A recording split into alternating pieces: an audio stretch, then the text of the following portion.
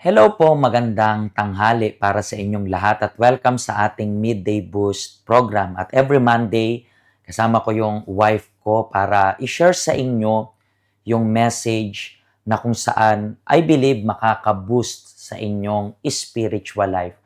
Alam ko po na ngayon ay Monday, yung iba sa inyo na kaka-attend nyo lang po yesterday sa church and for sure, hindi yan ordinaryong araw para sa inyo. I believe na yung pag-attenin natin lahat kahapon ay isang pag-separate ng time para sa Panginoon. And yesterday, natutunan po natin na kung gusto natin maligtas yung pamilya natin, magsisimula yan sa atin.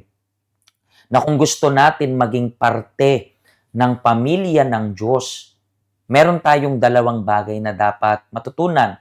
Mapakinggan yung salita ng Diyos at tuparin yung salita ng Diyos. That's why dito sa Midday Boost ay natututo kayo kasi nakikinig kayo. Dito sa Midday Boost, matututo kayo. Bakit? Kasi lahat ng sasabihin natin dito ay based naman sa salita ng Diyos. Pero walang point kasi na matuto kayo pero hindi nyo naman gagawin. So, dapat dalawang bagay, matuto or makinig, and then at the same time, dapat pinapractice nyo yan, ino-obey nyo yan. That's why, yung pag-uusapan natin ngayon is, paano nga ba pakisamahan ang mahirap kasama? When we talk itong topic na to, alam natin na matatamaan nito, hindi lang, siguro iniisip nila, yung kasama is pwedeng masabi nilang amo nila, pwedeng masabi nilang mga co-workers nila, mga ka-churchmates nila, kaibigan, kakilala. Pero minsan siguro hindi nila naiisip na when we talk about kasama, isa sa pinaka pwede nating mapag-usapan dito is yung pamilya. Yes, sabihin natin, malayo sila sa family members nila. Pero ang pamilya, I believe, yan yung pinakamalapit sa puso natin. Maybe, hindi pinakamalapit sa distansya. Pero ang isa sa pinakamalapit sa puso natin is yung pamilya natin.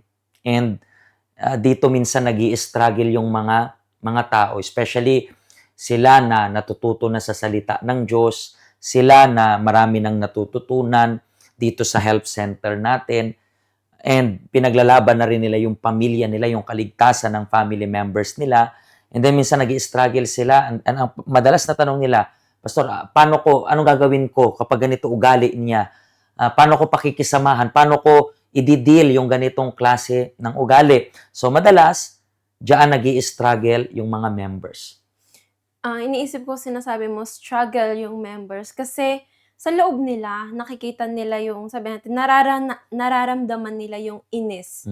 Kasi sabi mo ang hirap makisama kasi nabubuo na sa'yo yung mga bagay na paniniwala mo na dapat ganito sana yung nangyayari, na dapat gusto mo lang na maging maayos yung lahat, gusto mong maintindihan ka ng tao na yon, nung kapamilya mo. Kasi alam ko, nabanggit sa trabaho, nabanggit sa kasi saan man tayo pumunta, merong tao. So, kailangan nating makisama. And especially ngayon sa pamilya. Minsan gusto mong maintindihan ka nila sa mga bagay na sinasabi mo, na which is ikabubuti naman nila. Pero yun nga, naiinis ka kasi dapat meron din silang gawin para sabihin natin makisama, gawin yung gusto mo, pero nangyayari kasi meron silang sariling gusto. Meron silang sariling way ng pag-iisip. That's why hindi mo pwedeng ipasa sa kanila yung mga bagay na gusto mo lang. Yun po yung reason kaya makikita nyo po sa picture ng title natin, itong puzzle na yan. Kasi iba-iba po tayo ng utak. Okay? At pag sinabi kong iba-iba yung utak, even iisa tayo ng kinalakihan. Iba yun, sabihin natin, iisa lang kayo ng magulang, sabihin natin gano'n. Kasi madalas, siguro, iniisip mo, bakit ang hirap pakisamahan ng kapatid ko? Even like for example, 'di ba, magkambal kayo ng kapatid mo. Pero kahit na halos magkamukha kayo, halos parang pinagbiyak sa bunga, alam natin na magkaiba pa rin kayo. Magkaiba kayo ng way ng thinking. Ano yung masasabi mong kaibahan yung madalas kahit kambal kayo? Sobrang madami. Kasi hindi ko iniisip na, okay, kamukha ko siya. Para sa kanya, hindi ko siya kamukha. Pero yung sa Pati ibang sa'yo. tao, sabihin, no, sobrang magkamukha kayo. Pero sobrang magkaiba kami ng ugali simula bata pa lang. So, doon kami nakikilala ng magulang ko, doon kami nakikilala ng talagang malapit na kaibigan namin, the way kami magsalita, the way kami manamit, the way kami mag-isip, the way Mhm. lahat. So, sa pag-uugali, sa isip, Mhm. kahit magkamukha kayo, kahit kambal kayo, iisa yung parents, isa-isa yung sinapupunan, Hindi kami magkaiba pa rin. magkasundo ever, hindi kami magkasundo before. Mhm. So, kahit na alam mo yun, laging magkasama, magka-classmate, lumaki magkasama, hindi kami magkasundo. So ngayon, nagigets nyo na siguro kung bakit bakit namin ine-explain ito. Kasi kung pag-uusapan natin kung paano natin, kasi sa episode natin this week, ito lang yung pag-uusapan natin. I believe, magbibigay ako ng maybe 4 or 5 na dapat ninyong alalahanin or tandaan every time you deal with someone. Kasi sabi ko nga, pwede yan nakapamilya mo, pwede yan kaibigan mo, pwede yan ka-coworker mo, pwede yan amo. Yung pakikisama is napaka-importante. So, balik tayo sa tanong, paano nga ba pakikisamahan ang mahirap kasama? Alam niyo po ba yung una niyong dapat tandaan? Ang una niyong tandaan is ito, alalahanin mong hindi ka rin madaling pakisama. Pastor, kala ko ba para yan sa paano ako makikisama? No, importante yan. Yan yung first boost natin para sa inyo. Alalahanin mo rin, mahirap ka rin pakisamahan. Kung nahihirapan kang makisama sa iba, maniwala ka sa akin, nahihirapan rin yung tao na yon na pakisamahan ka. Oo, totoo yan. Mahirap. Bakit? Sabi ko nga, babalik tayo sa sinabi namin, kahit isa pa yung parents ninyo, magkaiba kasi tayo ng pag-iisip. May mga taong, halimbawa, kaya nga hindi mo mapiplease lahat eh. Kasi iba-iba tayo ng environment.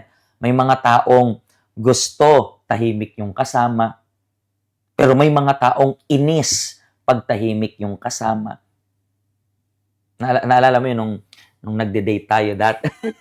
Kasi ako, madaldal ako, di ba? Tapos, Daming tanong. ang dami yung tanong. Tapos siya, sagot lang alam mo yung parang question Isang and tanong, answer. isang sagot. Isang tanong, isang sagot. And then, sabi ko, ikaw magtanong ka naman. Kasi, hindi siya nagsasalita. So, tingnan nyo po, magkaiba. Siguro inisip nyo, hindi siguro mag-asawa to sila pastor and parehas na parehas yan. No? Kami ay completely different. I believe, alam nyo rin po yan. Kaya may Napapansin nyo kailangan rin. yung adjustment, di ba? Tingnan mo ngayon, ini-interrupt niya na ako. So, hindi magkaiba kasi. Gusto naming maintindihan ninyo na magkaiba. So, kung mahirap silang pakisamahan, mahirap ka rin nilang pakisamahan. Lagi nyo po yan tandaan. Laging ganyan yung takbo ng buhay. Magkaiba ka, magkaiba siya, iba-iba tayong lahat. Iba ako ng way ng thinking. Like, even siguro nga, even sa amo, let's talk about naman yung amo ninyo. Yung amo ninyo siguro, sa pagluluto na lang, sabihin natin, syempre may ibang taste yung amo mo, may iba ka ring taste. And then hindi mo rin pwedeng ipagpilitan, hindi ito yung taste ko. No, ito kasi, yung natutunan ko. no, hindi pwedeng ganun kasi magkakaroon ng clash. Parang binubuo mo yung puzzle dito sa title natin na mali yung piyesa na ilalagay mo dyan. So, kahit anong pilit mo, mahirap. Uulitin ko, magkakaiba tayo. Magkakaiba tayo. And then, talking about magkakaiba tayo, even yung Panginoong Jesus, hindi lang po kayo na nahihirapan makisama. Nung panahon, sino bang kasama lagi ng Panginoong Jesus? Mga disciples niya. Pero one time, nasabi ng Panginoong Jesus ganito, sumagot si Jesus, hanggang kailan ba ako magtitiis sa inyo?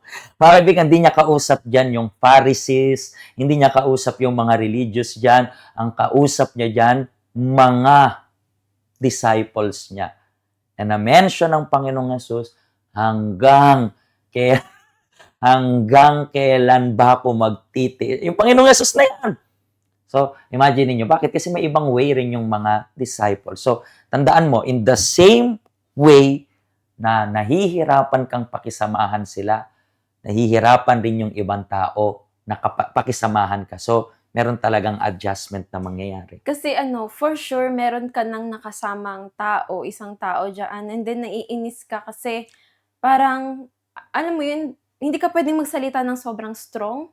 Kasi kapag nagsalita ka, para bang magiging emotional siya, iiyak siya, magiging tampuhin siya. Hindi ko alam kung sa ibang tao yun o siguro maybe ikaw. Minsan hindi ka rin makagalaw ng ganito kasi baka may ma-offend. So parang nahihirapan ka, kailangan mong magtiis. Imagine mo si Jesus, ay, hanggang kailan ako magtitiis? So nagtitiis siya in a way na, hindi, kailangan kong gawin itong bagay na to para hindi siya ma-offend, para hindi siya magtampo.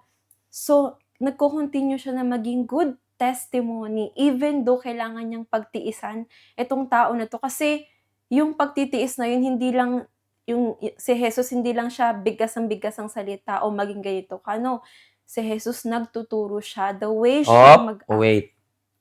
Ngayon kinant ko siya. Bakit?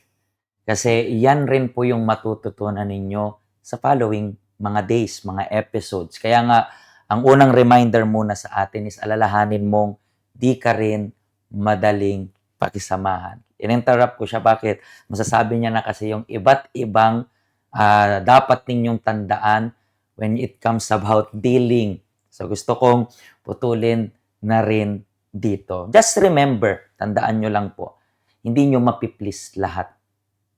Pero hindi ibig sabihin na hindi natin mapiplease lahat.